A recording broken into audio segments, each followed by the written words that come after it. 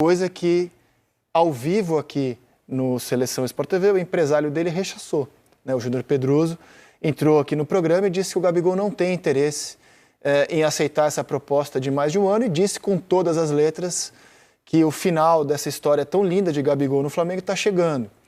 Na época eu perguntei para ele se seria agora na janela ou no fim do ano e ele disse que poderia ser agora na janela. O Palmeiras se animou, o Palmeiras quer muito o jogador, a Leila quer, o Abel quer, essas informações estão publicadas no GE, o Palmeiras se animou e achou que poderia então oferecer uma moeda de troca para o Flamengo.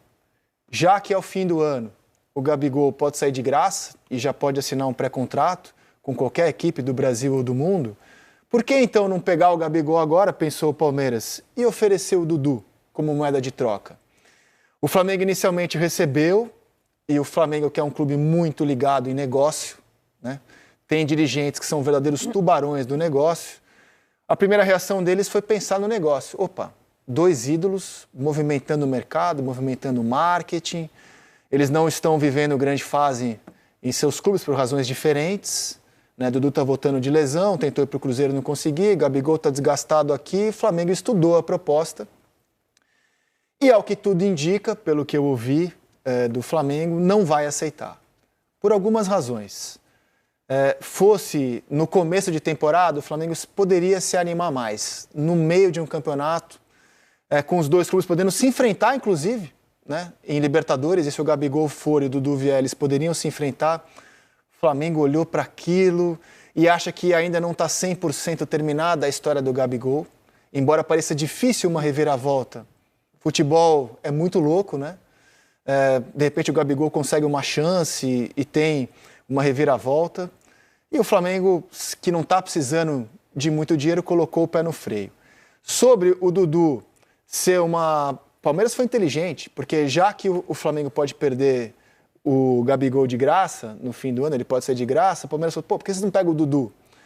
Acontece que o Dudu é um jogador caro. E com o dinheiro que o Flamengo gastaria com o Dudu mensalmente, o Dudu tem um dos maiores salários do futebol brasileiro. Ele, Flamengo, pode escolher qualquer jogador que ele quiser. E nas posições que o Dudu atua, ele já tem hoje o Cebolinha, o Bruno Henrique, Luiz Araújo, o Gerson com a volta do De La Cruz também é opção para jogar pela direita. Então o Flamengo colocou tudo isso na mesa, estudou com muito carinho.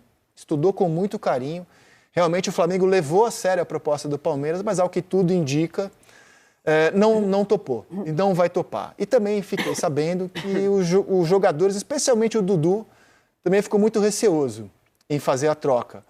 Porque não é que o Gabigol é pretendido pelo Palmeiras, né? O Palmeiras quer um centroavante. O Dudu entraria como moeda de troca, ele chegaria como um contrapeso. Então tudo isso pesou para o Flamengo, nesse momento, não aceitar o que o Palmeiras ofereceu. E aí perguntei para o Flamengo, mas é possível, Gabigol, diante de tudo que o empresário já falou, tudo que a gente está vendo? E a resposta é sempre a mesma, futebol, né? Você não consegue prever o dia de amanhã. Pode acontecer alguma coisa, o Gabigol entrar no time, embora não pareça provável. E no caso do Dudu, claramente ele deu um passo em falso, que pegou muito mal no Palmeiras. Quando ele procura o Cruzeiro, quero sair do Palmeiras, e o Cruzeiro oferece um contrato para ele de 5 anos, o Dudu tem contrato até o fim do ano que vem com o Palmeiras, e oferece 300 mil reais a mais do altíssimo salário que ele já tem. Era uma proposta, se você pensar friamente, excelente para o Dudu. Ele dá ok para o Cruzeiro se acerta com o Palmeiras, o Cruzeiro anuncia o Dudu, e quando o Dudu volta atrás, a própria presidente do Palmeiras, em entrevista ao vivo no Redação Sport TV, deixou claro que o Palmeiras não gostou do fato de o Dudu procurar o Cruzeiro, fechar com o Cruzeiro, o Palmeiras fecha com o Cruzeiro e ele volta atrás. Então o Dudu virou para o Palmeiras uma moeda de troca hoje. É um dos maiores jogadores da história do clube, mas nesse momento o Dudu é um problema, uma moeda de troca. Paralelamente a isso, o Dudu ficou 10 meses sem jogar. Retorna. O Abel relacionou ele em 7 oportunidades desde a volta. O Dudu entrou em campo em 3 vezes, nunca por mais de 30 minutos.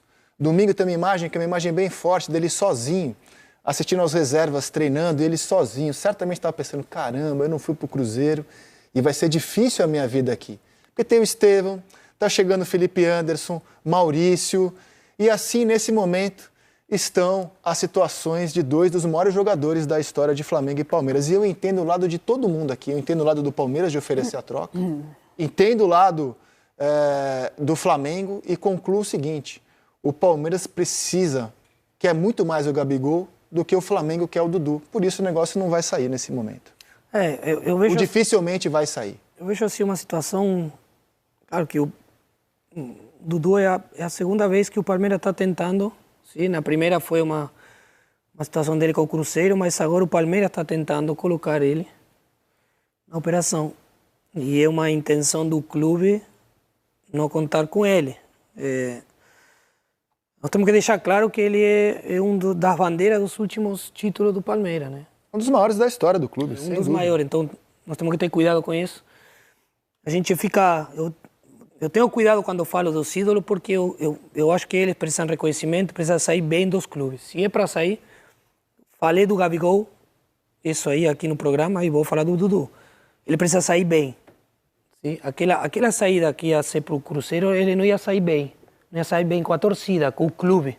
O clube que deu todo para ele, que ele entregou muito. Ele entregou muitíssimo para o clube. Agora, ele precisa sair bem. Se é para sair, que ele precisa sair bem. Mas você acha que isso ainda é possível? Diante de como foi feita essa negociação com o Cruzeiro e aí veio tudo à tona, eu não sei se isso é possível dele sair tão bem assim. Que eu digo que fica uma situação estranha. Sim? Porque o clube tentou. Sim. O clube tentou que ele saia. Sim? O clube colocou ele numa operação. Como que ele fica com a situação no clube? Sim? Então é difícil. É difícil o tratamento que tu tem que ter com um dos maiores ídolos da história do clube. Tem que ter cuidado. São dois pontos, né? Falar do Gabriel, todo o acontecido, o empresário falando pra gente aqui, é um desenrolar diferente. É uma decisão que tem o direito de sim e tem o direito de não. A forma como é feito, que eu acho que pode ser conduzida diferente para os dois lados. Isso é o que eu sempre respeito e prezo pelo clube e pelo atleta, né? Então, assim, esse caso do Gabriel, a não ser que ele volte atrás, mas meio que está um pouco decidido e o Palmeiras já sinalizou que quer o Gabriel. Eu acho que é um ganho gigantesco também para um time que é já muito forte, um centroavante do peso do Gabriel, que é um menino de 27, 28 anos, que tem muitos gols para fazer pela frente, né? E tem tudo isso, pelo caso que a gente acompanha, as coisas estão caminhando para esse lado. O Dudu foi uma situação criada, que pode ter sido certo ou pode ter sido errado, é um ídolo do clube. A torcida do Palmeiras já identificou e já entendeu que, do momento que ele falou que fica, já tem o respaldo do torcedor novamente. Agora, a questão do jogar menos, jogar mais, eu acho que faz parte do processo que ele está vindo de um ponto de cirurgia, né? Eu acho que o Palmeiras não tem um prejuízo em ter o Dudu, porque o Dudu é um cara que ainda consegue entregar, mesmo com todos esses jogadores que tem hoje dentro do Palmeiras, o Dudu inteiro, eu acho que ele consegue transitar ali na direita, na esquerda, independente de situações do jogo. Essa situação do Flamengo, se ele vem para o Flamengo também, eu acho que ele se adaptaria. É um jogador que tem condições, ainda mais da qualidade do time do Flamengo. Eu vejo o Dudu e o Gabigol, são altíssimo nível da prateleira de jogador do futebol brasileiro hoje. O Dudu sempre foi. Está passando por uma situação, questão de lesão, como eu disse. Mas você entendeu a nuance? O Palmeiras precisa de um centroavante, o Palmeiras quer o Gabigol. O Flamengo não procurou o Dudu. É uma assim, ó, a gente quer o Gabigol, você quer o Dudu aí? Mas então, a situação dele fica... Mas eu acho que é mais pela parte financeira, Rizek. Claro, ele é um jogador caro. Alta, tá vindo um cara que é muito alto e tem um outro atleta que é muito alto. Eu acho que se isso aconteceu, são posições diferentes, mas assim, acho que são coisas naturais dentro do futebol. Agora, eu encaro o Dudu como um grande atleta e uma grande referência do Palmeiras, campeão ao longo do tempo, né? Que ele ficando, que eu acredito que vai ficar, porque é um cara que seja útil para o time, a entrevista do Abel, ele sempre fala, eu vou falar de jogadores que estão aqui, enquanto estiverem aqui, eu conto com eles. E não tem como deixar um jogador desse tamanho, né, não contar com ele, eu acho difícil, porque é um cara que pode ajudar muito, e eu levo sempre a consideração do Abel, que o Abel ele deixou o Rony muito tempo fora, depois retorna, ele deixou o Flaco muito tempo fora e depois retorna. O Estevão, eu não tenho dúvida que o Estevão vai passar por um processo um pouco mais curto, mas vai passar também, porque já vem demonstrando um pouco de cansaço. Então, e ele tem peça para isso. E eu acredito que o Dudu novamente vai ter as suas oportunidades, porque quando a gente fala de um campeonato longo e de muita dificuldade, o Palmeiras vem fazendo isso, o Flamengo vem fazendo isso. E os outros times às vezes não faz porque não tem peça de reposição do tamanho desses dois times. Mas eu vejo hoje o Gabigol e o Dudu, independente de onde eles estejam, são jogadores assim que trazem um peso positivo gigante para o time. E eu acho mais simples o Dudu voltar a jogar no Palmeiras do ponto de vista técnico com o Abel do que o Gabigol no Flamengo com o Tite, por questões técnicas. Por outro lado, em questão de bastidor, a gente está vendo a Leila com uma clara vontade de negociar o Dudu. E o Flamengo esperando para ver o que acontece com o Gabigol, inclusive oferecendo 1 ano de contrato para ele. E aí, Renata, quer meter sua colher nessa cumbuca também? Eu acho que, eu concordo com que o Dali falou uma coisa que eu acho que é importante, né? Sobre os ídolos e a forma como eles saem. Porque pode acontecer de um cara que é ídolo de um time, que fez uma história naquele clube e, de repente, querer respirar outros ares e tá tudo bem, contanto que tudo seja muito bem conduzido. Mas eu acho que os dois, tanto o Gabriel quanto o Dudu, cometeram alguns erros, assim como os clubes também cometeram alguns erros nessa história. Acho que o Flamengo demorou, talvez, para oferecer um contrato, né, para resolver a questão da renovação, que talvez deveria ter sido resolvida no ano passado, antes de acontecer problema com doping, antes de acontecer a questão de camisa do Corinthians, antes de um monte de coisa. A questão de Palmeiras e Dudu, ficou muito complexa a história, né? Porque ele estava se recuperando e todos os meus amigos palmeirenses estavam na expectativa de ver o Dudu de volta, inclusive para a reta final de Libertadores. Aí, do nada, eu lembro que eu estava aqui fazendo um jogo da Euro e aí, notícia do intervalo, Dudu fechou com o Cruzeiro. Como assim Dudu fechou com o Cruzeiro? Sim, foi uma coisa muito, muito inesperada. Pessoal, o Flamengo não tá pra brincadeira, hein? Tem jogador europeu chegando aí no time do Flamengo e muito mais. Ficou interessado e quer saber tudo o que foi que aconteceu? Então assista esse vídeo até o final. Mas antes peço que vocês comentem aqui embaixo a cidade e o estado de onde vocês estão falando. E se você quer ficar por dentro de todas as informações do Mengão assim que sair, é muito fácil. É só você se inscrever no nosso canal e ativar o sininho de notificações, que assim que sair um vídeo novo vocês serão notificados. E agora, sem mais enrolações, bora pro vídeo. Ainda no Rio de Janeiro, essa sequência dos cariocas, o Pedro Henrique Torre volta agora no Sport Center para a gente falar mais sobre a situação do Gabigol e daqui a pouco também eu quero saber de mercado do Flamengo. Sobre o Gabi, ele ainda tem um jogo de crédito a pagar com a camisa do Flamengo, certo, Pedro? Pelo menos se não for negociado, né? Tudo bem, Mari? Mais uma vez aí um beijo para você, abraço para todos. Pois é, o Gabigol tem mais esse joguinho aí porque ele pode chegar a 6 e aí ainda assim se transferir para outro clube da Série A, Palmeiras, enfim, Cruzeiro, que eram os mais especulados aí no mercado, que estavam atrás do Gabigol. Ele teve aquele prazo para resolver a sua vida, como disse o vice-presidente de futebol, Marcos Braz, e aí a partir de quinta-feira não teve o avanço com o Palmeiras, né? O avanço para uma transferência neste momento. Então, a partir de quinta-feira, ele vai voltar a ser relacionado pelo Flamengo. É essa a previsão já para o jogo contra o Fortaleza. Nos últimos jogos, o Flamengo se virou com o que foi possível, especialmente os garotos ali, o Verton, Matheus Gonçalves. Então, teve o Carlinhos também, que até fez o gol contra o Atlético Mineiro. Mas, claro, faz falta ter um jogador mais experiente, ainda mais um jogador muito acostumado a jogar com a camisa do Flamengo nesse momento, que ainda não tem os seus uruguaios que estão na disputa da Copa América. Então o Flamengo coloca o Gabigol, reintegrar não é bem a palavra deste momento, porque o Gabigol já estava treinando normalmente com o grupo, enfim, sem nenhum tipo de problema, só não estava sendo relacionado para os jogos para, de fato, definir a sua situação. Então a opção neste momento é por relacioná-lo novamente, aí ele vai para esse jogo contra o Fortaleza e aí fica no limite, entrando em campo, fica com 6 jogos e aí depois, se estourar, não tem mais como se transferir, ficaria no Flamengo até o fim desta temporada. Mari. Pedro, já eu te pergunto também mais sobre o tal do gelo no sangue lá do Flamengo, que a gente conhece no mercado da bola. Os atacantes do Flamengo na temporada, olha só, Prates, o Pedro é um absurdo, né? 25 gols. Eu quero só falar com o Prates hoje. Por favor. O Bruno Henrique com 6, o Everton Cebolinha com 5, o Luiz Araújo com 4, o Gabi com 3 e o Carlinhos com aquele gol marcado contra o Atlético, né, na rodada do Campeonato Brasileiro. A verdade é que o Gabi ainda tem, assim, ele não tá no limite. Então o Gabi ainda é um jogador que ele pode ser até o final da temporada, mas não tinha por que não estar sendo relacionado com a equipe, certo? Sim. Na teoria, sim, Mari. Na prática, o Flamengo já deixou bem claro que ele perdeu. Não é que o Flamengo deixou claro, ele perdeu muito espaço e ele vai ter de recuperar esse espaço. Tem condição para recuperar? Tem. Mas nesse momento ele está em baixa. Por estar em baixa, ele volta a ser relacionado, fica no banco. Se o Tite precisar contar com ele tem contrato, vai utilizar. Senão, o Flamengo não faz muita questão, não, de contar com um ídolo do clube como o Gabriel, mas que não consegue jogar bem já há algum tempo.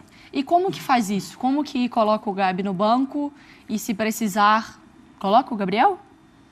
Se não tiver... Vai ter um período ainda de janela aberta, né? Se o Flamengo sentir que não tem muita negociação, tudo... o Flamengo paga salário dele, né? Todo mês. Janela fechada ou janela aberta, se não tiver negociação, ele vai ficar lá. Acho que até isso é uma oportunidade para o Gabriel também, né? Para o Gabigol. Porque ele é funcionário do clube, ele é um jogador muito jovem, ele é um jogador que não só perdeu espaço, acho que é importante lembrar disso, porque senão a gente perde o que aconteceu, né? Ele teve a punição,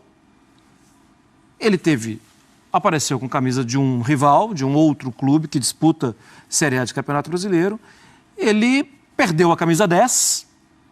Então, assim, muita coisa aconteceu também que foi desgastando a imagem dele. Então, acho que agora é uma ótima oportunidade para botar o pé no chão. Eu cansei de falar aqui das qualidades do Gabigol, eu acredito nelas até hoje, mas em algum momento essas coisas saíram do campo e apareceram mais fora do campo, as negativas. Então, eu acho que daqui a algum tempo a gente vai acostumar, se não tiver negociação. E o Flamengo tem que colocar para ou jogar ou na reserva. Hoje não é titular, né, Mário? Então, e não é só sobre comportamento, 25 gols tem o Pedro. E não é só sobre comportamento, né, Marra? Ele não está no banco, tirando aí a parte da punição, da parte dos 7 jogos. Não é que ele não está jogando por uma birra. Não é. Tem gente jogando mais. Ele perdeu espaço. A gente cansou de elogiar aqui, quando era ele com o Dorival, que saía da função do 9 e abria espaço.